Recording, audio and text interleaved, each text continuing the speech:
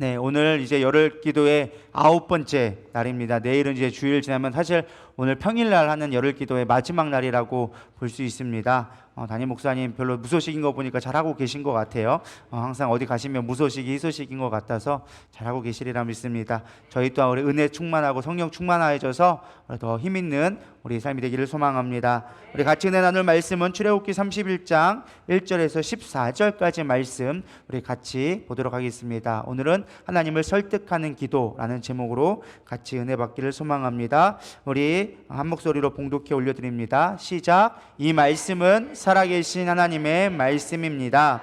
백성이 모세가 산에서 내려옴이 더딤을 보고 모여 백성이 아론에게 이르되 말하되 일어나라 우리를 위하여 우리를 인도할 신을 만들라. 이 모세 곧 우리를 애굽 땅에서 인도하여 낸 사람은 어찌 되었는지 알지 못함이니라. 아론이 그들에게 이르되 너희의 아내와 자녀의 귀에서 금고리를 빼어 내게로 가져오라. 모든 백성이 그 귀에서 금고리를 빼어 아론에게 가져가매 아론이 그들의 손에서 금고리를 받아 부어서 조각칼로 새겨 송아지 형상을 만드니 그들이 말하되 이스라엘아 이는 너희를 애굽 땅에서 인도하여 낸 너희의 신이로다 하는지라. 아론이 보고 그 앞에 제단을 쌓고 이에 아론이 공포하여 이르되 내일은 여호와의 절이리라 하니 이튿날에 그들이 일찍이 일어나 번제를 드리며 화목제를 드리고 백성이 앉아서 먹고 마시며 일어나서 뛰놀더라. 여호와께서 모세에게 이르시되 너는 내려가라. 내가 애굽 땅에서 인도하여 낸 내 백성이 부패하였도다. 그들이 내가 그들에게 명령한 길을 속히 떠나 자기를 위하여 송아지를 부어 만들고 그것을 예배하며 그것에게 제물을 드리며 말하기를 이스라엘아 이는 너희를 애굽 땅에서 인도해 낸 너희의 신이라 하였도다. 여호와께서 또 이르시기를 이 백성의 보니 목이 뻣뻣한 백성이로다. 그런즉 내가 하는 대로 두라. 내가 그들에게 진노하여 그들을 진멸하고 너를 큰 나라가 되게 하리라. 모세가 그의 하나님 여호와께 구하여 이르되 여호와여 어찌하여 그 큰 권능과 강한 손으로 애굽 땅에서 인도하여 내신 주의 백성에게 진노하시나이까. 어찌하여 애굽 사람들이 이르기를 여호와가 자기 백성을 산에서 죽이고 지면에서 진멸하려는 악한 의도로 인도하여 내었다고 말하게 하시려 하나이까. 주의 맹렬한 노를 그치시고 뜻을 돌이키사 주의 백성에게 이 화를 내리지 마옵소서. 주의 종 아브라함과 이삭과 이스라엘을 기억하소서. 주께서 그들을 위하여 주를 가리켜 맹세하여 이르시기를 내가 너희의 자손을 하늘의 별처럼 많게 하고 내가 허락한 이 온 땅을 너희의 자손에게 주어 영원한 기업이 되게 하리라 하셨나이다. 여호와께서 뜻을 돌이키사 말씀하신 화를 그 백성에게 내리지 아니하시니라. 아멘. 할렐루야. 네, 저녁에 김밥을 맛있게 먹었더니 좀 짰는지 갈증이 나네요. 네, 우리가 오늘 제 주제는 이제 기도에 대한 것입니다. 기도 참 많이 하지만 어려운 것이 기도가 아닌가 생각되어집니다. 우리가 기도에 대해서 안다고 하는 게 사실 생각보다 많아요. 여러분 주기도문들도 알고 기도하는 법에 대해서 수없이 설교를 들어왔을 것입니다. 근데 때로는 우리가 안다고 하는 것이 꼭 기도를 잘한다라는 것은 아닌 것 같아요. 오히려 아는 것이 더 기도하는데 방해가 되기도 해요. 저 같은 경우는 이렇게 기도하면 되나? 하나님의 뜻을 기도해야 되는데 그러면서 정말 내 마음에 있는 기도를 스스로 제한할 때도 종종 있기도 합니다. 저는 특별히 기도에 대한 것들을 종종 교육하게 되어집니다. 특별히 이제 새신자 교육을 할 때 이제 꼭 기도에 대한 부분이 나오고 또 뿐만 아니라 이제 주기도문 강해라든지 아니면 여러 가지 교육들을 할 때 꼭 기도에 대한 얘기가 나오게 되어져 있습니다. 그러다 보니까 기도를 참 잘 아는 것 같은데 막상 기도가 잘 안 되는 것들을 경험하게 되어집니다. 아마 저뿐만 아니라 여러분도 그런 것들을 경험하리라 믿습니다. 기도 이렇게 하는 거지라는 것은 알고 계실 거예요. 근데 막상 기도가 잘 안 돼요. 왜 그러느냐? 우리 기도라는 것을 지식적으로 좀 많이 알기 때문에 그런 것 같아요. 기도는 사실은 관계거든요. 기도는 하나님과 나와의 관계 속에서 이루어지는 대화라고 볼 수 있는 거예요. 자녀와 부모가 이야기하듯 친구가 친구끼리 얘기하듯 편하게 주고받을 수 있는 것이죠. 근데 우리는 기도를 어떠한 특별한 주제라든지 어떠한 특별한 방식들을 늘 고민하고 어떻게 하면 내가 대화를 잘할 수 있을까? 어떻게 하면 기도를 잘할 수 있을까를 생각하죠. 물론 우리가 대화를 잘하기 위해서 대화의 스킬을 익히거나 대화의 방법들을 배울 수는 있어요.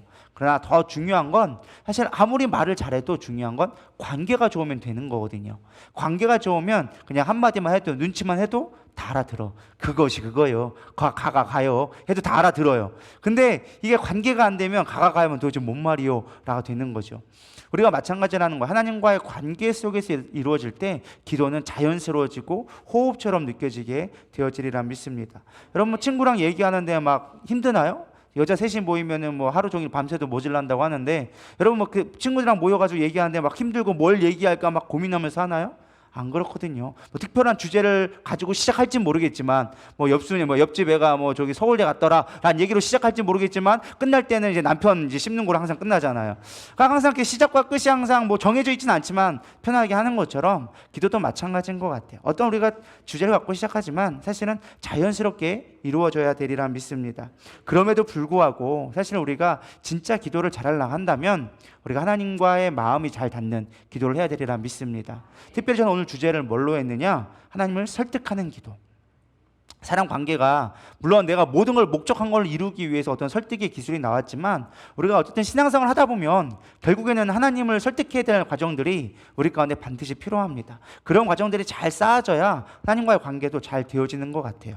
그럼 어떻게 하면 설득을 잘할 수 있을까? 제가 세상적인 방법을 좀 찾아봤습니다. 근데 세상적인 방법을 찾아봤더니 성경적인 원리하고 너무나 비슷하더라고요. 그래서 오늘 세상적인 기술을 가지고 그것이 성경에 어떻게 기록되었는지를 좀 살펴보면서 우리가 하나님을 어떻게 설득할 수 있을까? 설득하는 기도를 어떻게 하면 드릴 수 있을까라는 것들을 좀 살펴보기 원합니다. 첫 번째 설득의 기술에 대해서 이렇게 나와져 있더라고요. 감정을 공유해라. 설득하는데 가장 첫 번째 필요한 것이 무엇이냐? 감정을 공유하라는 거예요. 공감해주고 그것을 공유해줄 때 감정이 공유되기 시작하면은 설득할 수 있는 기반이 되어진다라는 것입니다. 그래서 논리보다 이성적인 것보다 사람이 더 빨리 움직이는 건 감정이라는 거예요. 실제로 그렇지 않나요? 논리적으로 아무리 맞아도 감정이 많지 않으면 끝나는 거예요. 예를 들어서 제가 효경이하고 막 감정이 좋아요. 그러면은 뭘 해도 사실은 효경이가 저한테 무슨 짓을 해도 그냥 다 넘어가요. 아유 뭐 이뻐서 그냥 그럼 넘어가지 뭐 이렇게 넘어간단 말이죠. 근데 관계가 안 좋아 봐요. 숨 마시는 것만 해도 짜증나기 시작하는 거예요. 저거는 왜 이 땅에 이 수많은 공기가 있지만은 숨 마셔도 저건 아까운 거라고. 저 왜 저기 산소는 왜 들이마시고 있냐고 막 이런 식으로 나오게 되어지는 것이죠. 그러니까 감정이 잘 공유되어지고 관계가 잘 되어지는 게 사실은 올바른 대화를 할 수 있는데 가장 좋은 스킬이 기본이 되어진다라는 것입니다. 또 둘째는 무엇이냐? 상대방에 맞춘 대화법을 하라라는 거예요. 상대방에 맞춘 무엇이냐? 똑같은 얘기를 해도 제가 다엘이랑 얘기할 때랑 권사님이랑 얘기할 때랑은 다른 표현이 나올 수밖에 없더라는 거예요. 뭐 다혜린의 자녀니까 이거 이런 거야 설득을 해야 되고 이야기를 해주고 설명을 해주겠지만 권사님한테는 부탁을 해야겠죠. 그러니까 똑같은 대화라 할지라도 주제를 갖고 있다 할지라도 상대방에 따라서 대화의 스킬이 달라진다는 거예요. 특별히 어떤 게 더 중요하느냐? 언어적인 내용보다 표현 방법들이 더 중요하다라고 얘기하더라고요. 목소리 톤이라든지 속도라든지 어떤 자세, 어떤 뉘앙스 이런 것들이 사실은 더 중요하대요. 실제로 미국의 메라벨 비언이라는 이제 하버드대 교수가 연구를 했는데 사람이 어떤 감정을 결정하는 데 있어서 중요한 요소를 퍼센테이지로 따져봤대요. 근데 가장 중요한 게 뭐냐? 시각이라는 거예요. 보이는 거에 따라서 달라진다라는 거예요. 여러분 그거 아세요? 걔한테 아무리 좋은 말을 해도 태도와 화가 난 태도로 하면은 걔들은 꼬리를 내립니다.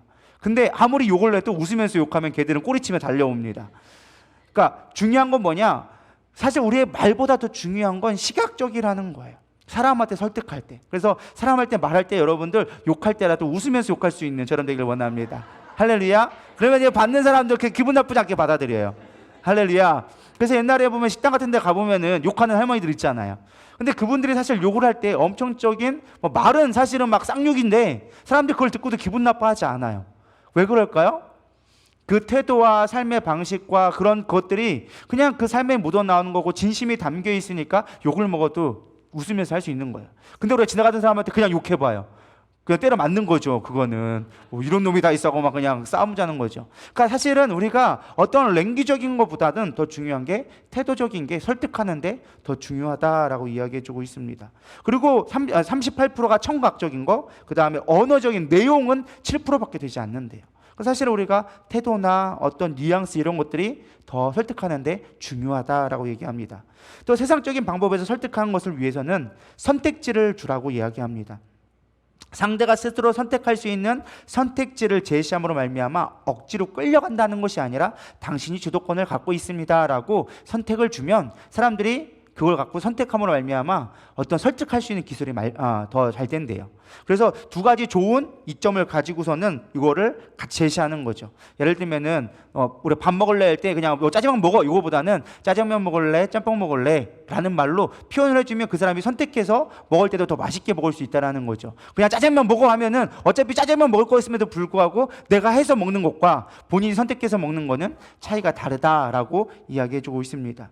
이거를 더블 바인드라고 얘기하더라고요. 심리학적 기법으로 더블 바인드. 그러니까 좋은 거를 제시해서 그걸 선택했을 때 사실은 더 이득이라고 생각하게 만들어서 내가 그 사람에게 내 이득을 취할 수 있게끔 만드는 게 더블 바인드 기법. 이건 세상적인 방법이니까 그냥 이런 게 있다라고만 아시면 좋을 것 같습니다.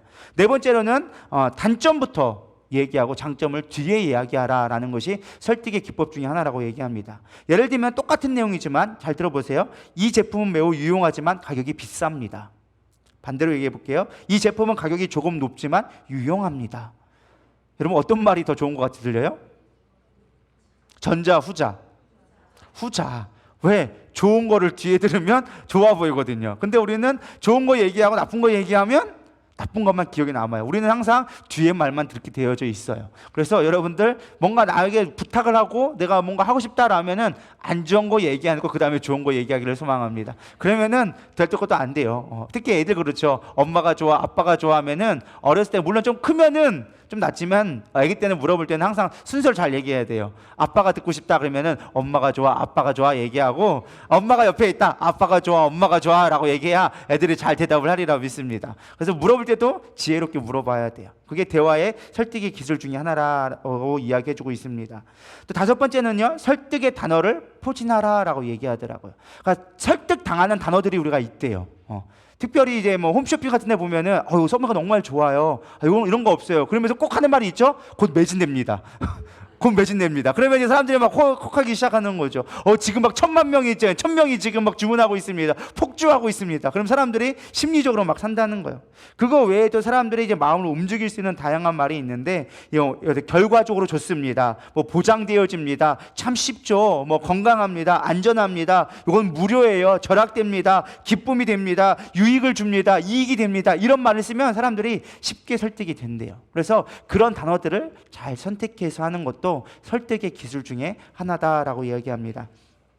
제가 왜 이런 설득의 기술, 세상적인 이야기를 설교 시간에, 귀한 설교 시간에, 그래도 토요일 날 빨리 끝나고 가야 되는데 이거를 하느냐? 이게 바로 우리의 성경에서 하나님을 설득할 수 있는 방법 중에 하나, 어떤 여러 가지 그 원리를 가지고 있기 때문에 말씀을 드리는 것입니다. 우리가 어떻게 하나님을 설득할 수 있는가? 바로 첫 번째가 그거예요. 하나님의 마음을 생각해야 된다. 아까 첫 번째가 뭐였어요? 감정을 공유하라. 사람도 설득할 때 마음이 공유돼야 설득이 된다는 거예요. 우리가 하나님을 설득하는 기도를 하려면 가장 첫 번째 하나님의 마음을 깨달아야 돼요. 하나님의 마음을 생각하여 기도할 때 여러분 기도의 방법이 바뀌고 기도의 어떤 스케일 자체가 달라지게 되어져 있습니다. 오늘 본문 말씀이 그거예요. 출애굽 이후에 모세가 하나님의 말씀, 하나님의 율법을 받으러 시내산에 올라갔습니다. 40일 동안 시내산에서 하나님의 계명을 받게 되어지죠. 근데 이스라엘 백성들은 광야에 버려져 있다 보니까 두려운 거예요. 처음에 일주일 열흘 정도는 기다렸는데 40일 한 달 넘게가 안 오니까 두렵기 시작한 거예요. 그러자 제사장으로 세운 아론이 이렇게 얘기하는 것입니다. 출애굽기 32장 1절 뭐라고 얘기합니까? 모세가 산에서 내려오미 더딤을 보고 모여 백성이 아론에게 이르러 말하되 일어나 우리를 위하여, 누구를 위하여? 우리를 위하여 우리를 인도할 신을 만들라. 신을 만들 수 있는 존재 못 만들어요? 못 만들어요. 근데 우리가 신을 만들자 그래가지고 신을 만들죠. 사실 어떻게 보면은 이 아론이 참 무모하죠. 제사장으로 세워놨는데 갑자기 우상이나 만들고 왜 이런 놈을 우상 지도자로 세웠지? 도대체 그 아론은 하나님의 음성을 듣고 모세가 그 10가지 재앙을 했을 때 뭐 하고 있었던 거지? 생각이 들 수도 있습니다. 근데 사실 아론이 만들고자 했던 것은 여호와 하나님을 만들기 원했던 거예요. 우리를 인도할 신을 만들자. 하나님을 만들어 보자. 근데 안 보이니까, 하나님이 보이지 않는 하나님이니까 두려운 거예요. 보여야 뭘 될 것 같은 거예요. 그러니까 그들이 알 수 있는 하나님의 모습을 만들어 보기 시작한 거예요. 그게 어디서 배운 거예요? 애굽에서. 세상적인 방법으로 하나님을 이해하려고 하다 보니까 이상한 하나님이 만들어지기 시작한 거예요. 그래서 황소의 모습을 만들어서 이게 우리를 인도한 신이야 라는 모습으로 만들어 놓은 거죠. 하나님의 그 모습을 기쁘게 여기지 않아서 십계명을 만들고 있던, 돌판에 새기고 있던, 그 새겨줬던 그 기도하는 가운데 있는 모세를 깨웁니다. 그러면서 9절 10절에 얘기하죠. 여호와께서 또 모세에게 이르시되 내가 이 백성을 보니 목이 뻣뻣한 백성이로다. 교만하다라는 뜻이에요. 목이 뻣뻣하다라는 건 교만하다. 그런즉 내가 하는 대로 두라. 내가 그들에게 진노하여 뭐하여서요? 진노하여서 그들을 진멸해버리겠다. 내가 없애버리겠다. 그리고 내가 너를 선택하여 줘서 너로 하여금 큰 민족을 내가 다시 세울게. 하나님이 모세에게 딜을 하기 시작하는 겁니다. 모세야 봐봐라, 이스라엘 백성 내가 출애굽하고 그 생고생 해가지고 내가 끄집어냈더니 그들이 하는 짓거리를 보니까, 나라고 만들어온 떼는 신들을 보니까 헛된 우상들이나 만들고 내가 너무 화가 난다. 나를 인정하지 않고 다른 것들만 바라보네. 내가 이들을 없애버리고 너로 하여금 내가 새 민족 만들게. 하나님 하실 수 있을까요? 없을까요? 있어요. 아브라함에게 약속 주어서, 언약 주어서 이스라엘 백성 200만이나 되는 민족을 만들어 주셨단 말이죠. 하나님의 나라를 세우도록 작정하셨다는 거예요. 얼마든지 하실 수 있는 하나님이에요. 그분의 말 한마디면 열방에서 그에 필요한 백성, 최고의 엘리트들만 모아서 하나님의 백성으로 꾸릴 수도 있었어요. 하나님 얼마나 그렇게 할 수 있었음에도 불구하고 모세에게 딜을 하는 거예요. 어떻겠니? 너의 씨로 말미암아 내가 너로 하여금 민족을 이루게 하려고 하는데 어떻게 가능하겠니? 라고 하나님이 얘기하는 거죠. 사실 우리의 생각 같으면, 만약에 저라고 했다면 할렐루야 아멘 했을지도 모를 것 같아요. 여러분 생각해 보세요. 여러분 자녀가 하다못해 국회의원이 된다. 여러분 어떨 것 같아요? 하나님 약속해 주신 거예요. 야, 세상 다 쓸데없다. 세상과 내가 너무 죄악이 만연해서 내가 너를 들어서 너의 자식들을 통하여 줘서 내가 그 사람들을 왕으로 세워주고 너를 대통령으로 만들어주고 할 테니까 너 나랑 잘 해보자. 이 백성들 내가 쓸어버릴게. 이 땅에 있는 교회 내가 다 없애버리고 너로 하여금 내가 이 땅에 교회를 새로 세울게. 어떨 것 같아요? 오 마이 갓. 하나님 말 그렇게 높이 하겠다고? 하나님 이렇게 높이 보신다고? 할렐루야 주님 그렇게 하기 원합니다 라고 우리는 기도했을지도 몰라요. 우리의 생각만 바라본다면, 우리의 욕심으로 바라본다면 당연한 기도예요. 근데 모세는 누구의 마음을 알았다? 하나님의 마음을 알았어요. 하나님이 진짜 원하시는 건 이스라엘 백성을 진노하는 것일까요? 하나님 다 없애버리는 게 하나님의 뜻이었을까요? 아니에요. 하나님도 화가 나서 사실은 모세에게 한풀이 아닌 한풀이를 한 거예요. 신인 동격설이라 그러죠. 하나님이 후회하시는 분이 아니지만 그냥 사람들에게 이해할 수 있게끔 신인 동격이라고 해가지고 인간의 모습으로 하나님의 마음을 표현한 거죠. 그래서 후회한다. 내가 이거 없애버리고 싶어 라고 사실은 그런 마음이 있었던 거죠. 그러자 모세가 하나님의 마음을 알아서 이렇게 얘기합니다. 11절 13절 다 같이 읽어보겠습니다. 시작. 내가 그의 하나님 여호와께 구하여 이르되 여호와여 어찌하여 그 큰 권능과 강한 손으로 애굽 땅에서 인도하여 내신 주의 백성에게 진노하시나이까. 어찌하여 애굽 사람들이 이르기를 여호와가 자기의 백성을 산에서 죽이고 지면에서 진멸하려는 악한 이도로 인도해 내었다고 말하게 하시려나이까. 주의 맹렬한 노를 그치시고 뜻을 돌이키사 주의 백성에게 이 화를 내리지 마옵소서. 주의 종 아브라함과 이삭과 이스라엘을 기억하소서. 주께서 그들을 위하여 주를 가리켜 맹세하여 이르시기를 내가 너희의 자손을 하늘의 별처럼 많게 하고 내가 허락한 이 온 땅을 너희의 자손에게 주어 영원한 기업이 되게 하리라 하셨나이다. 아멘. 모세가 얼마나 지혜로운가 봐보세요. 모세는 두 가지를 이야기합니다. 첫 번째, 하나님이 애굽에서 이스라엘 백성을 구원해 내셨잖아요. 그때 구원할 때, 출애굽할 때 조건이 뭐였어요? 애굽 왕한테, 바로 왕한테 얘기했던 것이 하나님을 예배하러 나가겠다. 하나님을 광야에서 하나님을 예배할 테니까 우리 백성 보내줘라. 그러니까 바로 왕이 누구예요? 야, 너희 신이 누구니 난 듣도 보도 못했다. 뭘 나가냐 하면서 반대를 하기 시작하죠. 그러자 막 계속 10가지 재앙이 오니까 그러면은 남자만 가라, 아니면 멀리 가지는 마라, 재물은 가져가지 마라, 이렇게 점점점 예배하는 거에서 타협을 하게 되어지죠. 결국에는 모세가 화가 나가지고 다 죽여버리니까 내가 다 끌고 나가겠다 하면서 모든 재물까지도 다 끌고 와서 예배하려고 출애굽했다라는 거예요.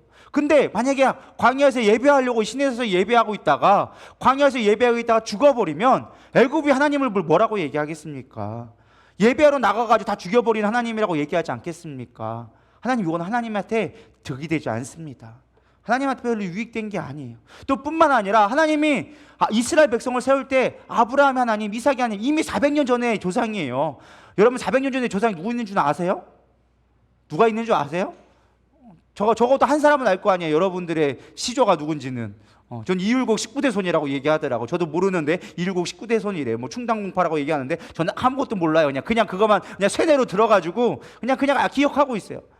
마찬가지예요. 그냥 조상이 하나님 400년 전에 있는 아브라함 하나님, 이삭 하나님과 언약하지 않았습니까? 언약해서 세운 백성인데 나에게는 너무나 먼 이야기일지 모르겠지만 하나님이 주신 언약의 백성인데 하나님 정말 멸하는 게 하나님의 뜻이겠습니까? 하나님 그거 아니잖아요. 언약으로 세운 백성, 하나님은 거짓말하지 못하는데 언약으로 세우신 이 백성 멸하시는 게 하나님 뜻이 아니잖아요.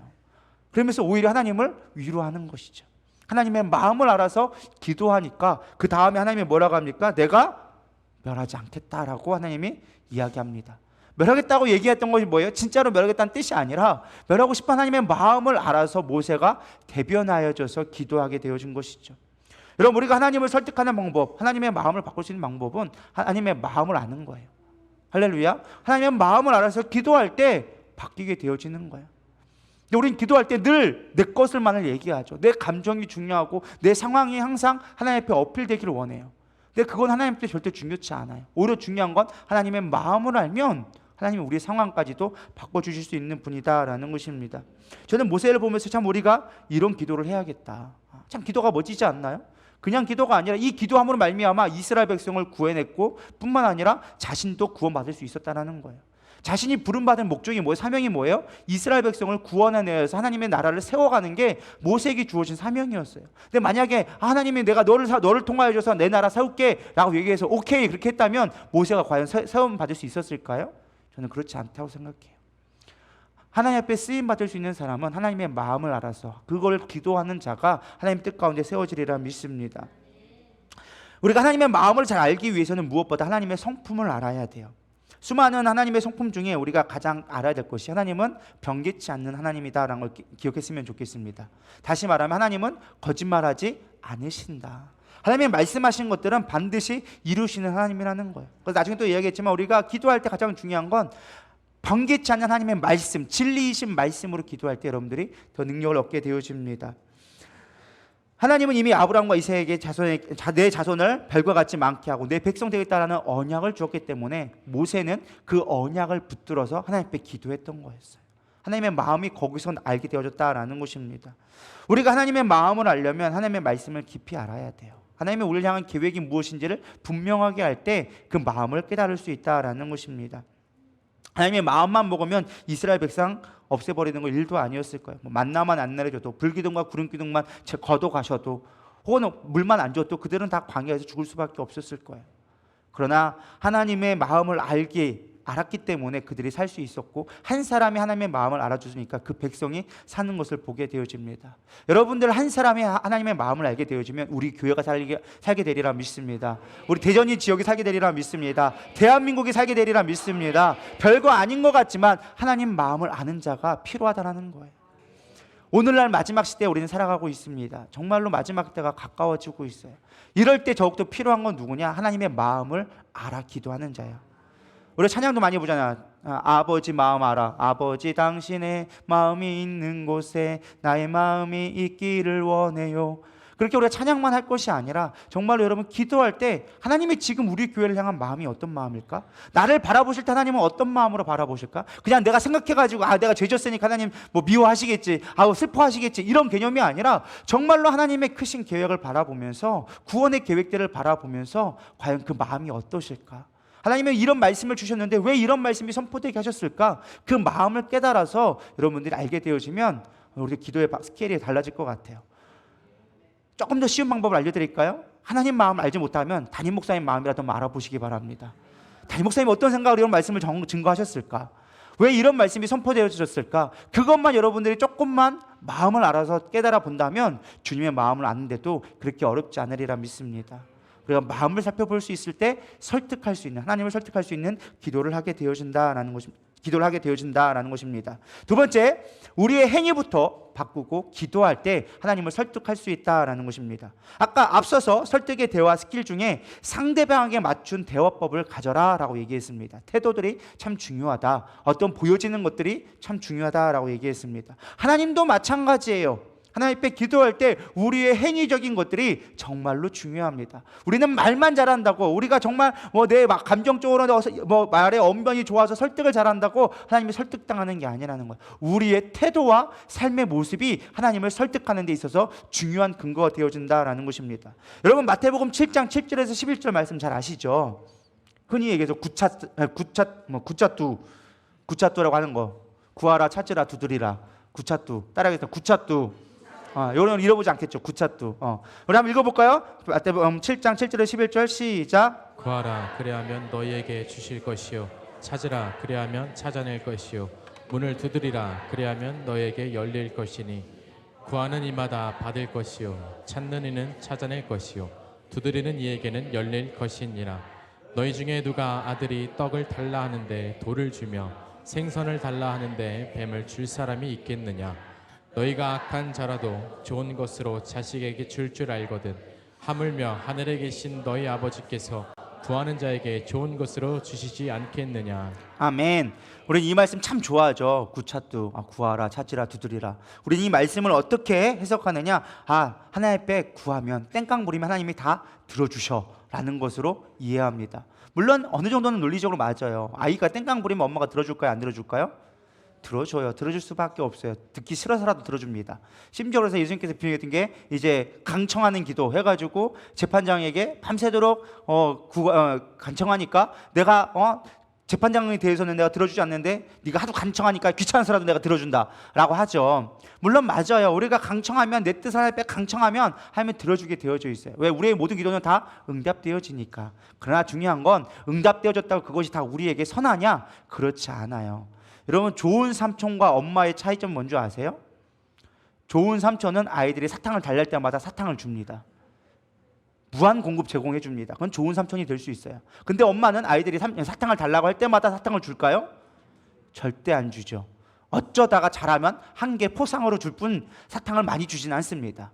왜? 사탕이 맛없어서요? 사탕이 아이에게 왜 안 줘요? 꼭 좋은 게 아니니까. 우리가 하나님을 좋은 삼촌으로 여기면 안 될 거라 생각합니다. 근데 우리 하나님을 좋은 삼촌으로 여기기를 원해요. 내가 기도하면 다 주시고 달콤하게 그만 응답해 달라고. 근데 좋은 삼촌은요, 결국 우리를 망가뜨리는 거예요.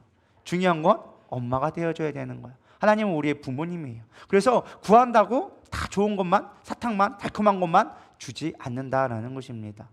때로는 우리가 땡깡 쓰니까, 예를 들어서 희겸이가 엄마한테 장난감 달라고 막 땡깡 부려봐요. 아무리 힘들어도 사줄까요? 안 사줄까요? 사줘요. 근데 그거 얼마 못 쓰고 뻔히 버릴 걸 알면서도 사주죠. 우리가 똑같은 거예요. 우리가 땡깡 부리고 하면은 사실 별거 없이 곧 희지부지 할 것도 주님이 알고 계세요. 근데도 들어주세요. 사실 이 말씀이 원하는 의미는 그런 의미가 아니라는 거예요. 땡깡 부리면 들어줄게 라는 의미가 아니라는 거예요. 여러분, 이 말씀의 앞에와 뒤에를 보면 이 말씀이 진짜 의도하는 것이 무엇인지를 깨닫게 되어집니다. 우리 1절부터 6절까지 말씀을 한번 볼까요? 시작. 비판을 받지 아니하려거든 비판하지 말라. 너희가 비판하는 그 비판으로 너희가 비판을 받을 것이요 너희가 헤아리는 그 헤아림으로 너희가 헤아림을 받을 것이니라. 어찌하여 형제의 눈 속에 있는 티는 보고 내 눈 속에 있는 들보는 깨닫지 못하느냐? 보라, 내 눈 속에 들보가 있는데 어찌하여 형제에게 말하기를 나로 내 눈 속에 있는 티를 빼게 하려 하겠느냐? 외식하는 자여, 먼저 내 눈 속에 들보를 빼어라. 그 후에 밝히 보고 형제의 눈 속에서 티를 빼리라. 거룩한 것을 개에게 주지 말며 너의 준지를 돼지 앞에 던지지 말라. 그들이 그것들을 발로 밟고 돌이켜 너희를 찢어 상하게 할까 염려하라. 또 그 뒤에 있는 우리 아까부터 11절 이후에 있는 12절부터 14절까지 말씀 보도록 하겠습니다. 시작. 그럼 무엇이든지 남에게 대접받고자 하는 대로 너희도 대접하라. 이것이 율법이요 선지자니라. 좁은 문으로 들어가라. 멸망으로 인도하는 문은 크고 그 길은 넓어 그리로 들어가는 자가 많고 생명으로 인도하는 문은 좁고 길이 협착하여 찾는 자가 적음이라. 여러분 잘 보세요. 우리가 구차뚜 잘 알고 있는 구하면 주실 거야, 땡깡 부리면 될 거야 라고 알았던 말씀에 앞뒤를 보면 뭘 얘기하고 있어요? 대접받고 싶으면은 네가 섬기고 남을 비난하기 전에 너부터 좀 챙겨봐. 그게 하나님 앞에 너희들을 구하라 하기 전에 주신 앞뒤의 말씀이에요. 그럼 진짜 하나님이 주시고 싶은 이 말씀의 내용은 뭘까요? 진짜 내용은 뭐예요? 너희들 기도 응답받고 싶어? 그럼 너부터 똑바로 살아. 네가 좁은 길 가야지. 세상처럼 사는 것이 아니라, 세상 방법 구하는 것이 아니라 나의 방법, 나의 길을 따라서 나의 의를 가지고 살아갈 때 너희들이 구하는 것을 얻게 되어져 있어 라고 사실은 성경에서 가르쳐주고 있다는 것이죠. 구차도 해가지고 무조건 하나님 땡깡 부르면 다 들어주네, 무조건 40일 작전 기도하면 다 응답되네, 이게 아니라는 거예요. 정말 우리가 하나님 앞에 하나님을 설득하는 기도를 하고 싶다, 하나님을 정말 내 마음으로 내가 원하는 기도가 하나님 응답되는 기도를 받고 싶다 한다면 우리의 삶부터 온전한 삶으로 되어져야 한다는 거예요. 하나님 뜻 가운데 삶을 살아갈 때 누군가에게 해를 주지 아니하고 선을 행할 때 하나님은 그 선을 보고 너의 기도도 응답해 주신다라는 것입니다. 여러분 잘 보세요. 우리가 잘 알고 있는 주기도문 보면은 우리가 뭐라고 얘기합니까? 우리가 우리의 죄를 사하여 준 것 같이 우리의 죄를 사하여 주옵소서. 하나님의 조건은 그거예요. 네가 용서해 주면 나도 너 용서해 줄게. 근데 우리는 항상 늘 반대로 생각하죠. 하나님이 나를 용서해 주셨으니까 내가 누군가를 용서해 줘야 된다고 생각합니다. 그렇게 생각하지 있지 않았나요? 내가 구원받았으니까, 하나님 나를 용서해 줬으니까, 그 은혜가 너무 크니까 내가 누군가를 용서해 줘야지. 그게 아니라는 거예요. 하나님의 주기도문의 원리는 네가 먼저 용서해 줘, 그럼 나도 너 용서해 줄게. 하나님이 조건 같지만 하나님께 얘기해 주셨다니까요. 참 재밌는 얘기 해볼까? 하나님 그래서 비유해 준 게 마태복음 18장에 만달란트 빚진 자의 비유가 나옵니다. 만달란트 빚진 자가 나옵니다. 내가 죽겠다고 살겠다고 어쩔 수 없다고, 나 이거 자식들하고 살아야 되는데 이거 도저히 갚을 수 없는 돈이라고, 내가 저를 도저히 할 수 없는 일이라고 하니까 그 왕이 갚게 해줍니다. 그럼 내가 너 용서해 줄게 라고 얘기합니다. 근데 가가지고 100데나리온 만달란트에 아주 그냥 택배도 안 되는, 그냥 별것도 아닌, 뭐 별것도 아닌 건 아니죠. 100데나리온 하면은 약 한 2천만 원, 3천만 원 되는 돈이니까 작은 돈은 아니죠. 근데 100데나리온에 비하면은 100데나리온 한 몇백억이 되는 돈에 비해서 2천만 원은 작은 돈이 큰 돈이에요? 아무것도 아닌 돈이에요. 근데 그거 빌렸다고 용서해 주지 못하니까 왕이 그 소문을 듣고 얘기해가지고, 야, 내가 너 용서해 줬는데 왜 너는 이 사람 용서 못해? 네가 행한 대로 너는 갚아야 될 것이야. 너는 행하자 용서해 주지 않았으니까 너도 용서받지 못해. 감옥에 들어갔다라는 거예요. 심판받게 되어졌다라는 거예요. 그럼 하나님을 설득하기 원하십니까? 우리의 삶의 태도부터 바꿔야 돼요. 우리가 삶을 바뀌지 않으려고 하면서, 내 삶은 전혀 하나님과의 뜻과의 전혀 상관없이 살려고 하면서 하나님 이것만 들어주세요 한다고 하나님이 절대 설득당하지 않는다라는 거예요. 하나님은 우리의 모든 행위를 안고 일어섬을 보고 계시다고 얘기합니다. 머리카락 하나까지도 세어보고 계시다고 말씀해 주고 계십니다. 그렇기 때문에 여러분, 하나님을 설득하고 싶습니까? 기도에 응답받고 싶습니까? 삶의 태도를 바꿔야 되는 거예요. 하나님이 진짜 기뻐하신 뜻이 무엇일까? 하나님이 어떻게 하면 더 좋아하실까라는 것을 늘 생각하면서 행동할 때 하나님은 우리의 기도를 응답해 줄 수밖에 없다는 거예요. 자동 센서라는 거예요. 내가 이렇게 했으니까 그거는 구하지 않아도 하나님이 나에게 주시는 거예요. 물론 제가 하나님 앞에 얼마나 사랑받는지는 모르겠지만 그래도 참 감사한 건, 제가 목사 돼가지고 그래도 어쨌든 설교를 하려고 하고 어떻게든 기도하려고, 뭐 많이는 못하지만 기도하려고 하고, 어떻게든 내 마음이 안 들어도 하나님의 뜻이니까 양떼를 돌보기 위해서 항상 선을 베풀려고 마음가짐은 가져요. 뭐 엄청 제가 선을 베풀거나 엄청나게 뭐 여러분들에게 기쁘게 하지는 못하지만 그런 마음은 갖고 있거든요. 하나님 그거를 기쁘게 보시는 것 같아요. 저는 크게 구하지 않아도 하나님들이 저의 필요를 아시고 채워주시고 생각만 해도 주는 것들을 경험하게 되어집니다. 그게 제 간증 같고 여러분들이 볼 때는 아무것도 아닌 것 같지만 저에게는 큰 능력이 될 때가 있어요. 하나님을 신뢰하는 방법이 되어지는 거예요. 하나님, 자두가 먹고 싶은데요. 엊그저께 또 자두가 들어오더라고요. 하나님은 참 생각만 해도 주시는 하나님. 나는 그냥 열심히 준비하고 기도만 하면 하나님이 채워주시더라는 거예요. 뭐 들어오는 통로에 항상 똑같아요. 별로 그렇게 다르지 않아요. 루트는 항상 똑같아도 어쨌든 채워주시는 게 중요한 거 아니겠어요? 그것이 누군지 모르겠지만은 하나님께 채워주시더라는 거예요. 근데 그게 품목이 정해져 있다니까요. 때가 돼가지고 자두 좀 먹고 싶은데, 올해는 자두 좀 먹고 싶은데 했더니 자두가 들어오고, 나 이번에 이거 하고 싶은데 하면요 그것이 이루어져요. 그게 정말 내 욕심이라고 한다면, 때로는 다 응답된 건 아니지만 그냥 내가 그냥 마음속에 한편에 이건 하고 싶지라고 하면요, 먹는 것만큼 하나님이 책임져 주시더라고요. 먹는 걸 좋아해서 그런지 몰라도 먹는 것만큼은 꼭 책임져 주시더라고요. 여러분, 그런 하나님을 경험했으면 좋겠습니다. 하나님의 마음을 알고 하나님을 기쁘시게 하려고 노력하면 하나님 여러분들의 여러분 생각까지도 책임져 주신다라는 것입니다. 세 번째는요, 하나님께 선택권을 드리라라는 거예요. 여러분, 기도의 가장 중요한 것은요, 나의 선택이 아니라 하나님의 선택에게 맡길 때 하나님이 설득당할 수 있다라는 것입니다. 그래서 아까도 얘기하죠. 선택권을 넘겨주어라. 선택권을 우리가 어떤 옵션을 줘서 선택할 수 있게끔 만들면 그 사람이 주도권을 가졌다 생각하면 그것은 응답하게 되어 있다, 설득하게 되어져 있다라고 이야기합니다. 마찬가지예요. 우리가 하나님이 움직이려면 하나님이 선택할 수 있고 하나님의 주권 안에 맡겨둘 때 하나님은 반드시 그거에 응답하게 하신다라는 것입니다. 소돔과 고모라를 보세요. 소돔과 고모라 보면은 하나님이 소돔과 고모라 너무 타락한 거예요. 하나님이 그곳을 멸하기로 작정하셨어요. 그때 거기에 누가 있었죠? 아브라함의 조카인 롯이 거기 있었어요. 아브라함이 그 소식을 들었어요. 근데 소돔과 고모라가 멸망하면 자신의 조카가 정말 자식같이 여긴 롯이 죽게 되어지니까 하나님하고 타협하기 시작합니다. 하나님, 소돔과 고모라를 멸하시면 안 돼요. 근데 그 조건을 뭘로 걸었느냐? 창세기 18장 우리 23절 26절 읽어보겠습니다. 시작. 아브라함이 가까이 나아가 이르되 주께서 의인을 악인과 함께 멸하려 하시나이까. 그 성중에 의인 50명이 있을지라도 주께서 그것을 멸하시고 그 50의인을 위하여 용서하지 아니하시리이까. 주께서 이같이 하사 의인을 악인과 함께 죽이심을 부당하오며 의인과 악인을 합치하심도 부당하나이다. 세상을 심판하시는 이가 정의를 행하실 것이 아니나이까. 여호와께서 이르시되 내가 만일 송업 서든 가운데서 의인 50명을 찾으면 그들을 위하여 온 지역을 용서하리라. 아멘. 여기 제 이야기는 잘 알고 계시죠? 하나님이 소돔과 성품을 심판하려고 하니까 자기 롯 때문에, 조카 롯 때문에 이야기하는 건데, 하나님의 성품을 가지고 이야기하죠. 아까처럼 뭐라고 얘기합니까? 하나님 정의 하나님, 하나님 심판 하나님이잖아요. 공의 하나님이잖아요. 하나님이 심판하려면 공의로워야지 하나님의 이름이 드러나는데, 하나님이 의인을 심판하면 되겠습니까? 악인 심판하는 거야 그렇다 치죠. 근데 의인을 심판하면 하나님이 공의 하나님이라고 얘기할 수 있겠습니까? 심판주라고 하나님의 이름을 들을 수 있겠습니까? 그건 하나님의 성품이 아니잖아요. 그러니까 용서해 주세요. 그러면서 딜을 하죠. 의인 50명만 있으면 심판하지 않을까요? 라고 물어보는 거죠. 하나님한테 선택권을 드렸다는 거죠. 진짜 아브라함의 목적은 뭐예요? 자기 조카 롯을 구하는 거예요. 근데 선택권을 누구에게 줬어요?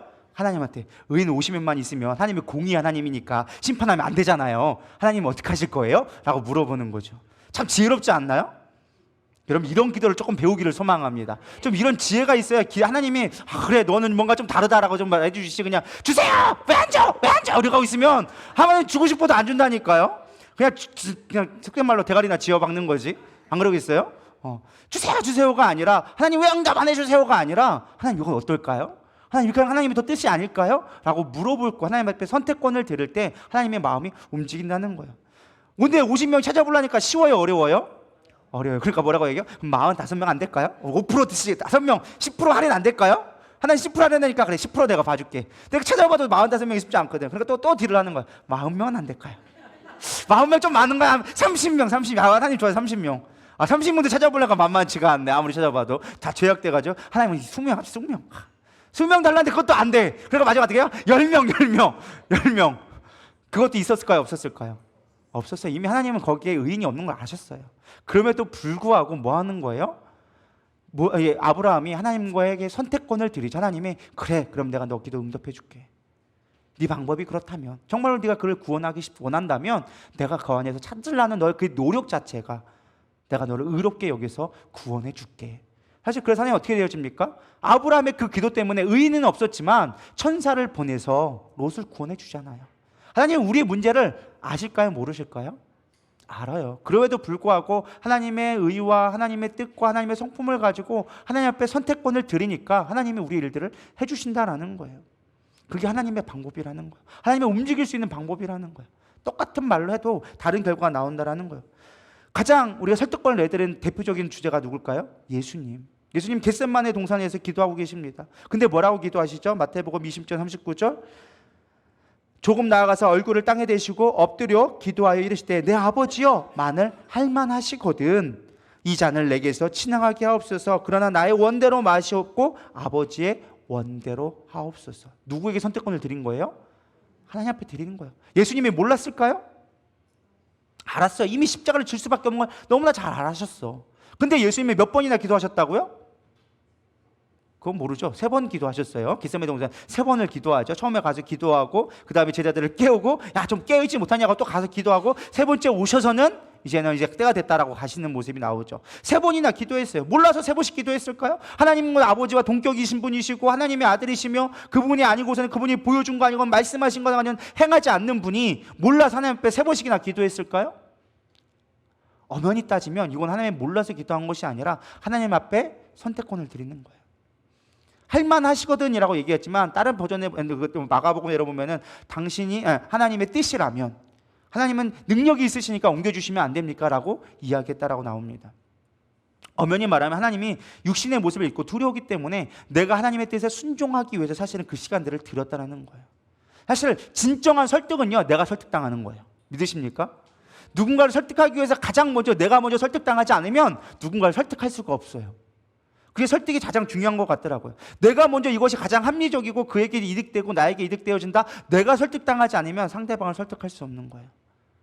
여러분 누군가 설득하려고 해보세요. 막 우기기만 해봐. 설득될까요? 내가 먼저 설득당해줘야 돼요. 내가 먼저 그것이 이해되어져야 돼요. 그래야지만 누군가에게 이걸 합리적으로 이야기할 수 있는 거예요. 나도 모르는데 누구한테 뭘 얘기하겠어요? 안 그래요? 여러분 모르는 거 누구에게 가르쳐주라면 할 수 있어요? 못해요. 내가 이해되고 내가 깨달아야 누군가에게 가르칠 수 있는 거예요. 예를 들어서 우리 다 요즘에 아까 전에 애들 중학교 막 수영 공부한다고 열심히 공부를 했는데 옆에서 막 용욱전도사랑 이제 나래 사모가 열심히 막 가르쳐 주더라고요. 근데 모르면 가르쳐 줄 수 있을까요? 못 가르쳐 주는 거예요. 내가 먼저 이해되고 내가 먼저 깨달아야지만 가르쳐 줄 수 있는 거거든요. 하나님 앞에 선택권을 드린다는 건 내가 먼저 깨닫는 시간들을 갖는 거예요. 여러분 바울도 마찬가지였어요. 고린도후서 12장 7절부터 9절에 보면 바울의 연약함을 가지고 기도하기 시작합니다.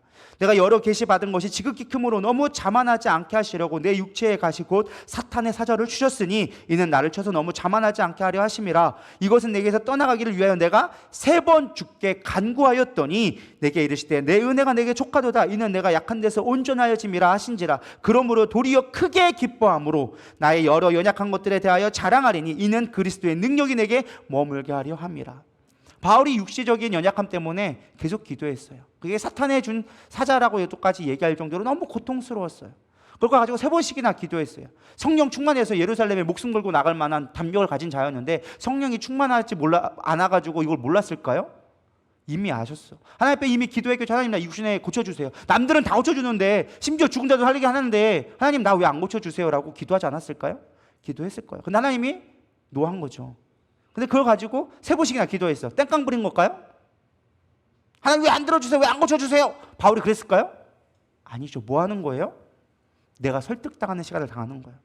하나님 나 왜 안 고쳐주시지? 하나님 고쳐주세요. 하나님 응답 없어. 왜 안 고쳐주시지? 하나님 왜 안 고쳐주세요? 왜 안 고쳐주시지? 그래 깨달은 게 뭐예요? 아 내가 너무 교만하지 않게 하려고. 하나님을 자만하지 않게 하려고. 하나님의 능력이 내 안에 머물게 하려고. 하나님 앞에 기도하면서 내 능력이 머물게 하려고 하나님 나를 약하게 하셨구나. 깨달아지기 시작하니까 오히려 크게 기뻐하였다라고 얘기합니다. 진짜 응답이 뭘까요? 병고침 받아가지고 나는 이제 안 아프네. 나는 이제 내 마음대로 해야지. 내 능력 갖고 하는 거 좋은 걸까요? 아니면은 약하지만 하나님의 능력을 깨달아서 하나님이 하신다는 것을 깨달음으로 말미암아 기뻐할 수 있는 게 정말 응답일까요? 저는 후자라고 생각해요. 때로는 우리의 고난도 있어요. 힘든 거 있겠죠. 약점이 있을 수도 있어요. 그러나 하나님이 주신 응답은 때로는 우리가 볼 때는 노인 것 같지만 그것이 우리에게 선한 것임을 여러분 믿으시기를 바랍니다. 그래서 우리는 기도할 때 때로는 설득당하는 게 필요해요. 설득당하는 게. 4번째, 하나님이 하신 말씀으로 기도하라. 이게 가장 중요한 거예요. 설득의 기술 중 가장 중요한 거는요, 우리 아까도 얘기했죠. 설득하는 단어가 있다. 그런 표현들이 있다. 그것들을 사용했을 때 설득을 쉽게 할 수 있다. 마찬가지예요. 하나님을 설득할 때 가장 좋은 방법은요, 하나님의 말씀으로 기도하면 설득할 수밖에 없어요. 저 예전에 했던 말이잖아요. 우리 애들과 제가 약속한 거는 반드시 지키려고 한다. 아빠 다음에 놀러 가자, 물놀이 가자. 그럼 이번 제가 올여름에 물놀이를 갈까 안 갈까요? 갈 수밖에 없어요. 왜? 내가 약속했으니까. You have my word. 너는 내 말을 가지고 있으니까, 내가 약속해 주었으니까 나는 갈 수밖에 없는 거야. 할렐루야. 하나님이 우리에게 이미 약속해 주셨어요. 그 말씀을 가진 거, 약속해 주신 그 언약의 말씀을 가지고 우리가 기도하면 하나님이 응답해 줄 수밖에 없다라는 거예요. 너무나 우리가 잘 알고 있지만 하지 않기 때문에 여러분들이 경험하지 못하는 거예요. 기도를 많이 한다고 하지만 왜 능력이 안 나타나느냐? 말씀을 가지고 기도하지 아니하니까. 제가 그래서 안 되니까 시편으로 기도하기를 수없이 했음에도 불구하고 우린 다시 원상복귀. 저부터도 다시 그렇게 기도하지 않아. 그럼 말씀을 들으면 그 말씀 붙잡고 기도해야 된다니까요. 말씀에 있는 단어를 가지고 선포해 보라니까요. 그 말로 내 말로 표현해서 해보라니까요. 내 입술에 나온 말로 내가 응답하리라 약속하셨는데 하나님의 말씀을 내 입술로 선포하면서 그걸로 기도해 보세요. 하나님은 응답해 주지 않겠나. 그게 능력의 기도, 하나님을 설득하는 기도라니까요. 제발 좀 해보시기 바랍니다. 순종이 제사보다 낫다는데 왜 하나님 내 기도 안 들어주세요라고 말만 하지 말고 땡깡만 부리지 말고 말씀 가지고 기도해 보세요. 내 말씀에 오늘 그 말씀이 있다면 그 말씀 가지고 기도해 보세요. 약할 때 강함 되신 하나님, 나의 약함이 있습니다. 연약함이 있습니다. 육체적인 약함, 마음의 약함, 정신적인 약함, 경제적인 연약함이 있습니다. 약할 때 강함 되게 하신다 하셨으니 하나님 나에게 강함 되게 하여 주시옵소서. 하나님의 선한 능력을 강하게 하여 주시옵소서. 이제 기도하는 거예요. 우리가 아는 그 말로 표현하면 그것이 내 마음대로 해석된다 할지라도 하나님 그 가운데 선하게 역사하시리라 믿습니다. 내 입을 크게 열라 내가 채우리라. 하나님 내 입을 크게 열라고 했으니까 이번에 주실 거면 한 10억 주시죠. 뭐 이런 식으로 할게 기도를 해보시라는 거예요. 할렐루야. 나중에 결과를 보세요. 10억 어떻게든 하나님이 분바이로 해가지고 다 채워주시지. 한 방에 주실 수도 있긴 하지만 하나님의 방법을 하나님이 더 좋은 방법으로 채워주시리라 믿습니다. 하나님 반드시 응답하시는 하나님이세요. 그래서 말씀을 가지고 기도해야 된다라는 것입니다. 근데 말씀을 가지고 기도하라고 해서 단순하게 말씀책만 가지고 그것만 가지고 기도하는 것도 좋지만 더 중요한 건 말씀이 내 삶이 되어줘야 돼요. 말씀이 살아있을 때, 사라져 있을 때 그 말씀이 능력이 되어줘요. 대표적으로 한 사람만 봐가지고 우리가 하고서는 말씀 마치도록 하겠습니다. 느헤미야라는 사람이 나옵니다. 여러분 느헤미야 하면 떠올리는 이야기가 뭐가 있어요? 느헤미야 뭐 했어요? 성경책 좀 보세요. 뭐 했는지 모르는. 느헤미야 하면 딱 떠오르는 게 뭐예요? 성벽 재건. 우리 성벽 재건을 가장 떠올리죠. 느헤미야가 가가지고 그 왕한테, 아닥스 왕한테 물자를 구해가지고 성벽을 막 재가지고 정말 지을 수 없대 막 산발락과 도비하고 와가지고 방해하지만 그 방해에도 불구하고 막 이스라엘 백성 해가지고 막 무장하고 한 손에 뭐 장비를 들고서 막 성벽을 재건했다. 지금도 그렇게 건축하기 힘든데 어마어마한 일들을 이뤘다. 와 대단한 리더십이다. 막 이런 걸 우리는 떠올리죠. 근데 사실은 느헤미야가 정말 중요한 건 기도의 사람이었어요. 우리가 느헤미야를 보고 깨달은 것은 그가 기도의 사람이었다. 근데 기도를 잘할 수밖에 없는 이유가 무엇이냐? 성경엔 기록되어있지 않지만 그의 기도를 보면 알 수가 있어요. 우리가 느헤미야서 1장 5절부터 10절 말씀 보도록 하겠습니다. 시작. 여호와 크고 두려우신 하나님이여, 주를 사랑하고 주의 계명을 지키는 자에게 언약을 지키시며 긍휼을 베푸시는 주여 간구하나이다. 이제 종이 주의 종들인 이스라엘 자손을 위하여 주야로 기도하오며 우리 이스라엘 자손이 주께 범죄한 죄들을 자복하오니 주는 귀를 기울이시며 눈을 여시사 종의 기도를 들으시옵소서. 나와 내 아버지의 집이 범죄하여 주를 향하여 크게 악을 행하여 주께서 주의 종 모세에게 명령하신 계명과 율례와 규례를 지키지 아니하였나이다.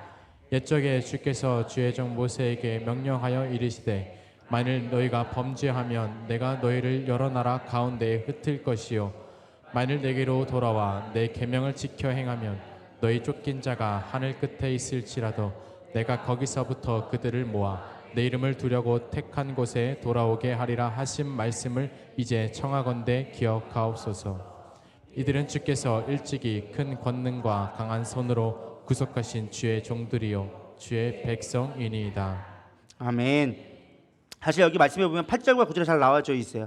옛적에 주께서 주의 종 모세에게 명령하여 이르시되 만일 너희가 범죄하면 내가 너희를 여러 가운데서 가운데 흩을 것이요 만일 내게 돌아와 내 계명을 지켜하면 쫓긴 자가 하늘 끝에 있을지라도 내가 거기서 모아서 내 이름을 두게 하려 한다. 이 말씀이 나와 있거든요. 이 말씀이 어디에 있는 거냐? 신명기 29장과 30장에 있는 말씀이에요. 29장 28절에 보면 여호와께서 또 진노하여 격분과 크게 통한하심으로 그들을 이 땅에서 뽑아내서 다른 나라로 내전지심이 오늘과 같다 하리다. 이 말씀이 나와 있고요. 30장에 보면 3절과 4절을 보면은 내 하나님 여호와께서 마음을 돌이키고 너를 긍휼히 여기사 포로에서 돌아오게 하시되 내 하나님 여호와께서 흩으신 그 모든 백성 중에서 너를 모으시리니 내가 쫓겨간 자들이 하늘가에 있을지라도 내 하나님 여호와께서 거기서 너를 모으실 것이며 거기서부터 너를 이끄실 것이라. 이 말씀을 그대로 믿었다라는 거예요.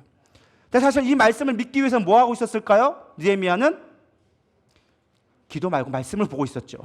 말씀을 봤으니까 알겠죠. 말씀을 늘 상고하면서 늘 묵상하다 보니까 이 말씀을 읽었는데 때마침 어떤 소식이 들어옵니까? 이스라엘 백성으로부터 왜냐 지금 느헤미야가 어떤 상황이에요?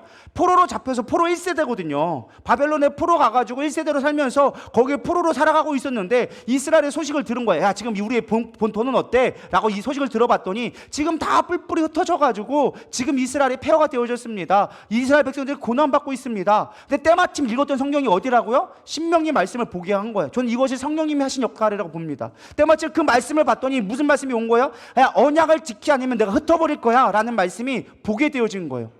아, 그렇구나. 우리나라가 지금 이스라엘이 지금 흩어진 이유가 이렇게 뿔뿔 흩어지고 다른 나라로 내던지게 되어진 건 우리가 하나님의 율법을 지키지 않아서기 때문이구나. 그래서 나왔잖아요. 뭐라고 얘기했어요? 우리가 율법을 지키지 않아서, 하나님의 계명을 지키지 않아서 내가 범죄하였습니다. 내가 그래서 고백하는 처음에 기도가 뭐야? 내가 주의 계명을 지키는 자에게 언약을 지키며 긍휼을 베푸시는 주여 간구하오니. 그래서 기도할 때도 뭐란 거예요? 언약 지키면 하나님 우리 기도 들어주신다고 했잖아요. 하나님 앞에 다시 돌아오면 하나님의 약속 지켜주신다고 했잖아요. 얘기하는 거예요. 그러면서 하나님 봐보세요. 하나님의 우리나라가 정말 이건 내 죄입니다. 우리 조상뿐만 아니라 내 죄입니다. 이미 흩어진 건 우리가 하나님의 율법을 지키지 않았기 때문에 그래요. 하나님 그러면서 얘기한 게 무엇이냐? 아까 30장의 말씀처럼 너희가 나에게 돌이켜면 내가 열방이 흩어졌어도 다시 모을 거야. 느헤미야는 그 말씀을 믿은 거예요. 그래서 사실은 성경 말씀이 어디에도 느헤미야가 성벽 재건하라는 하나님이 주신 말씀이 없어요. 야, 너 성벽 재건해라. 내가 이스라엘 재건하란다 라고 얘기하지 않았어요. 느헤미야가 기도했던 건 뭐냐? 하나님 이스라엘 백성 다시 모아주세요. 이스라엘 백성 다시 모아줘. 하나님의 백성이잖아요. 하나님의 마음을 알 거예요. 하나님의 백성 모아야 되잖아요. 그래서 우리가 율법을 다시 지키게 해주세요. 그러기 위해서 내가 해야 될 게 무엇이냐? 성전이 폐허져서 사람들이 모이지를 못한대요. 그런데 하나님에서 이스라엘 백성들이 모일 수 있도록 내가 할 수 있는 일, 사람들이 안전하게 모일 수 있도록 내가 성벽 만들게요. 진짜 근데 느헤미야가 하고 싶은 건 무엇이냐? 하나님의 언약의 말씀을 돌아가는 거예요. 성벽 짓자마자 뭘 합니까? 자기는 뒤에 쏙 빠진 겉대뼈 누구 세워요? 에스라를 세워요. 에스라에서 학자를 세워서 하나님의 말씀을 대언케 했다는 거예요. 영적 대각성을 일으키고 에스라를 세워서 영적 붕을 일으켜서 너희들 말씀으로 돌아가라. 다시 하나님 앞에 돌아가라. 그래야 이스라엘 백성이 모일 수 있다. 이게 하나님 우리에게 주신 언약의 말씀이다. 우리에게 주신 말씀이다 라면서 언약 백성을 듣게 합니다. 근데 참 재밌는 건 뭔지 아세요? 느헤미야의 결론이 뭐냐? 성벽은 다 지었는데 결국엔 이스라엘 백성들이 하나님의 말씀을 지키지 않아서 결국은 이 느헤미야 성벽 지은 게 아무 무용지물이 됐다라는 거예요. 물론 결론은 다시 오실 메시아로 인하여서 율법이 완성되어진다라는 것을 그 안에 내포하고 있지만 어쨌든 중요한 건 뭐예요? 정말 원하는 건 성벽 짓는 게 중요한 것이 아니었어요. 느헤미야가 기도할 때 말씀을 보면서 기도하니까 하나님의 그 상황을 보게 하시고 말씀이 뭐야 된 거예요? 이미 몇백 년 전에 쓰여졌던 그 말씀이 오늘의 말씀으로 다가왔다라는 거예요. 여러분 이게 중요한 말씀이에요. 오늘 이 말씀이 나에게 말씀으로 살아있는 말씀으로 올 때 우리는 그 말씀을 가지고 하나님 앞에 기도할 수 있는 거예요. 왜 시편으로 기도하고 여러 가지 말씀으로 기도하고 수없이 많이 얘기했는데도 왜 안 될까요? 죄송스럽지만 여러분들의 이 말씀이 지금 나에게 살아있는 말씀으로 지금 오늘 나에게 하는 말씀으로 들려지지 않으니까 우리는 그 말씀으로 기도하지 않는 거예요. 오늘 그 살아있는 말씀이 되기를 축원합니다. 여러분 마음이 움직일 수 있기를 소망합니다. 성령의 이끄심으로 그 말씀이 내 귀에 들려지고 내 마음을 와닿아줘서 내가 무엇을 할 수 있었고 깨닫기를 소망합니다. 엠마오로 가는 이제 두 제자를 보세요. 그 하나님의 예수님이 주신 말씀을 들으니까 어떻게 되십니까? 우리가 마음이 뜨거워져서 어찌할고 했다라는 거예요. 말씀을 들으면 여러분 마음 가운데 그 말씀이 오늘 살아있는 말씀으로 들려줘야 되는 거예요. 목사님 오늘도 나를 까네 이게 아니라 여러분 그 마음에 찔림이 온다면 주님 제가 어찌해야 됩니까? 오늘 내가 이 교회를 세우기 위해 무엇을 해야 됩니까? 내가 이 죄를 이겨내기 위해서 무엇을 해야 됩니까? 우리가 기도할 수 있는 자가 되어주는 거예요. 그게 말씀으로 기도하는 방법이라는 거예요. 오늘 선포되어진 말씀이 여러분 마음 가운데 찔림이 되어져서 그 마음 가운데 변화가 되어져서 하나님 내가 새로운 삶 이 말씀이 오늘 내가 응하여지기를 소망합니다. 그때 여러분 삶이 바뀌고 하나님을 감동시키는 하나님의 마음을 움직일 수 있는 기도로 바뀌게 되어진다는 거예요. 그러니까 하나님의 마음을 움직여서 니아미를 통해서 내 성벽 지으라는 얘기도 안 했는데 성벽 지키다니까 그래 내가 도와줄게. 너 성벽 한번 지어봐. 왕들을 움직이고 제국을 움직여서 그가 이해할 수 있도록 다 도와준 거예요. 방해꾼이 있을 때 그 방해꾼이 있을 때마다 하나님이 방법을 하신 거예요. 느헤미야를 잘 보잖아요. 느헤미야는 그 일을 이루기 위해서 끊임없이 기도합니다. 미리 가가지고 성벽을 돌아보면서 기도하고 하나님 이걸 어떻게 재건해야 됩니까? 무엇을 어떻게 해야 됩니까? 문제가 산발락과 도비아가 공격해 올 때마다 하나님 어떻게 대응해야 됩니까? 무엇을 해야 됩니까? 기도하고 또 찾아보고 그래서 한쪽에 무장시키고 한쪽은 용사 지으라고 하고 공사하라고 하고 그것도 하나님 내가 일꾼들이 필요한데 어떻게 됩니까? 이 사람 저 사람 하나님의 지혜를 주셔서 하게 하셨다라는 거예요. 여러분 문제가 있잖아요. 하나님을 움직이는 기도를 하면 하나님의 지혜를 주세요. 여러분 그렇게 되기를 소망합니다. 그저 성경책 속에 있는, 역사 속에 있는 그저 그냥 말이 아니라 여러분 이 말씀이 살아서 역사할 때 여러분 삶이 변화되리라 믿습니다. 그래서 여러분은 죄송하지만 우리가 하나님의 말씀에 들을 때 그 말씀이 내 마음에 와닿지 않는다면 우리는 교만한 거예요. 우리가 너무 크기 때문에, 내 방법이 너무 크기 때문에 하나님의 말씀을 의지하지 않는 거예요. 하나님의 말씀의 능력을 믿지 못하기 때문에 우리는 그 말씀대로 기도하지 못하는 거예요. 하나님의 말씀의 능력이라고 믿는다면 우리는 그거 갖고 기도할 수밖에 없어요. 왜? 하나님의 크심을 알기 때문에. 여러분 말씀이 얼마나 위대한지 여러분 깨닫고 계십니까? 별로 아멘들이 없으시네요. 아멘 좀 해보시기 바랍니다. 하나님은 말씀으로 천지를 창조하셨다니까요. 근데 그 말씀을 우리에게 주셨어. 믿으십니까? 이제 내일 설교할 제목이 그건데, 하나님이 우리에게 권능을 주셨는데 우리에게 능력을 주셨어요. 구원받은 자에게 하나님의 말을 주었어요. 내 말을 내 입에 두었다라고 얘기하고 있어요. 말씀으로 천지를 창조하는데 그 말을 우리 입에 주었다라니까요. 그 권능을 우리에게 주었다라는 거예요.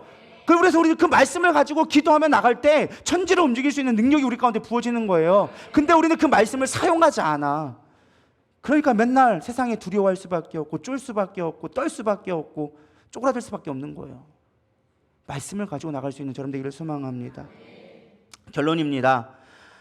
우리가 롯데리아 가가지고 버거킹을 주문하면 햄버거가 나올까요?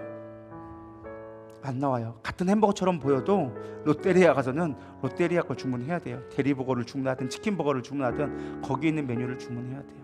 근데 우리는 비슷하다고 그냥 대충 기도할 때가 있는 것 같아요.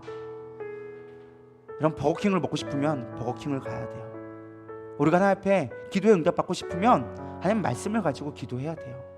하나님이 진짜 원하시는 것이 무엇인지 그 마음을 가지고 하나님이 무슨 계획으로 이 말씀을 주셨는지를 알고 하나님 앞에 구할 때 그게 응답되어지죠. 비슷하다고 대나가나 기도한다고 다 응답되는 게 아니라는 거예요. 여러분 기도 우리보다 더 많이 하는 사람들이 있습니다. 누굴까요? 이슬람. 그들은 하루에 5번씩 꼬박꼬박 기도합니다. 여러분 하루에 5번씩 꼬박꼬박 기도하시나요? 최소한 그 흉내라도 내보자고 우리가 아침 먹을 때, 점심 먹을 때, 저녁 먹을 때 일어나서 자기 전에 최소한 5번이라도 해보자 했는데 여러분 5번 하시는 사람 없다니까요. 왜 이슬람이 강성한 줄 아세요? 그들에게 능력이 없어도 매일 말마다 이렇게 기도하니까 번성해 줄 수밖에 없는 거예요. 근데 하나님의 말씀을 주어서 우리가 보고 기도하라고 하는데 여러분 기도해야 되지 않을까요? 사실 이건 여러분에게도 하는 말이지만 저한테도 하는 말이에요. 우리 기도해야 됩니다.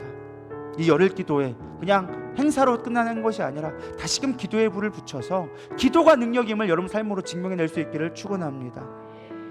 우리는 기도가 우리의 인생의 삶의 시작과 끝이 되어야 되리라 믿습니다. 기도한다고 하나님이 안 들어주냐? 그렇지 않아요. 물론 우리가 정욕으로 쓰려면 하나님이 주시지 않는다라고도 얘기합니다. 아까도 얘기했죠. 사탕만 달라고 얘기하면 하나님 사탕 주지 않으세요. 때로는 그것을 거부하시는 것도 하나님의 응답이라는 걸 여러분 믿으시기 바랍니다. 하나님의 마음을 아는 자가 진짜 하나님의 보좌를 움직이게 되어집니다. 내 인생 바꾸고 싶다면 창조주 하나님을 설득해 보세요. 그 하나님을 설득할 수 있게 되어지면 여러분 인생이 엄청나게 달라지리라 믿습니다. 우리가 그렇게 되어져야 돼요. 기도는 나를 설득시키는 과정이에요. 첫 번째 아까 얘기했죠. 나를 설득시키는 과정이다. 그리고 그 설득되어진 걸 통하여져서 하나님의 마음을 알고 하나님의 말씀을 가지고 구하며 나갈 때 여러분 기도의 스케일이 달라질 거라 믿습니다. 하나님 주세요가 아니라 하나님 이루어 주옵소서. 하나님의 뜻이 이루어지기를 원합니다. 내 인생이 바뀌기를 원합니다. 내 인생의 가치관이 바뀌기를 원합니다. 새로운 삶을 살기를 원합니다. 반드시 바뀔 거예요. 우리 누리다교회가 그런 교회 되기를 소망합니다. 맨날 쏘서만 하지 말고 쏘서 어떤 애가 왔는데 맨날 교회 갔더니 기도회 갔더니 쏘서밖에 안 들린다고. 여기 무슨 교회가 쏘서밖에 기도 안 하냐고. 하나님의 뜻을 이룰 수 있는 기도, 하나님의 마음을 움직일 수 있는 기도, 우리 누리다교회가 반드시 그렇게 되리라 믿습니다. 우리 이 시간 나의 기도하는 것보다 더욱 응답하실 하나님, 우리 가사를 생각하면서 기도하시고 기도로 나아가도록 하겠습니다.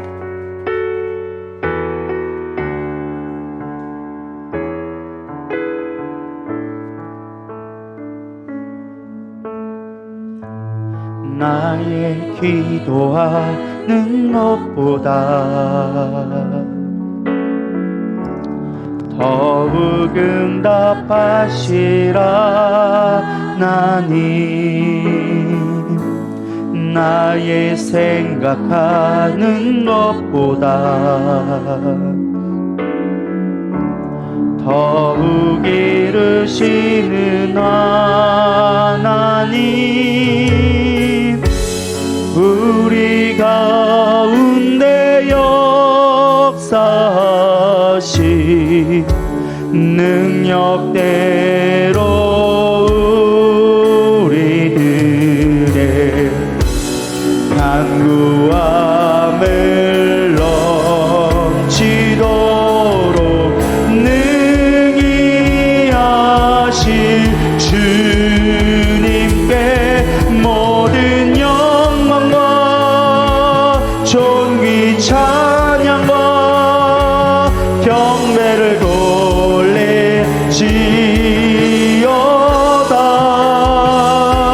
모든 영광과 존귀 찬양과 경배를 돌리지어다.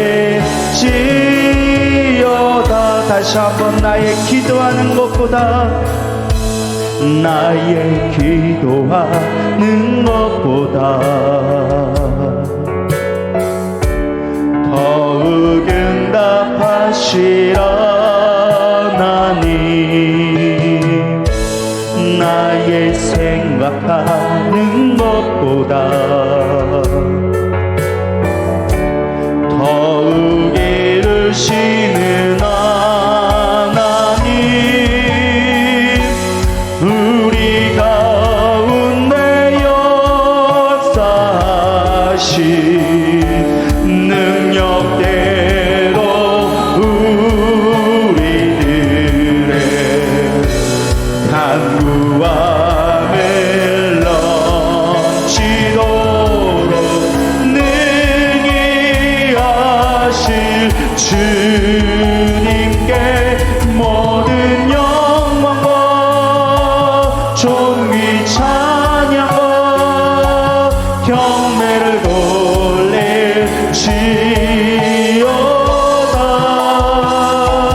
모든 영광과 존귀 찬양과 경배를 돌릴지어다.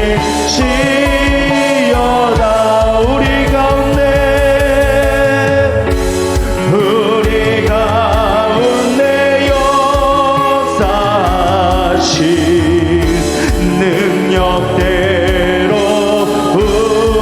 우리들의 간구함을 넘치도록 능히 하실 주님께 모든 영광과 존귀 찬양과 경배를 돌릴지어다. 모든 영광과 존귀 찬양과 영광을 돌릴지어다. 오늘 기도하며 나갈 때 여러분 마음을 다하여 줘서 하나님의 마음을 깨닫기를 소망합니다. 나의 욕망과 나의 욕심을 구할 것이 아니라 하나님의 마음이 어디를 향해 있는지, 하나님의 뜻이 어디를 향해 있는지 그 마음을 알게 하여 주시옵소서. 간구했으면 좋겠습니다.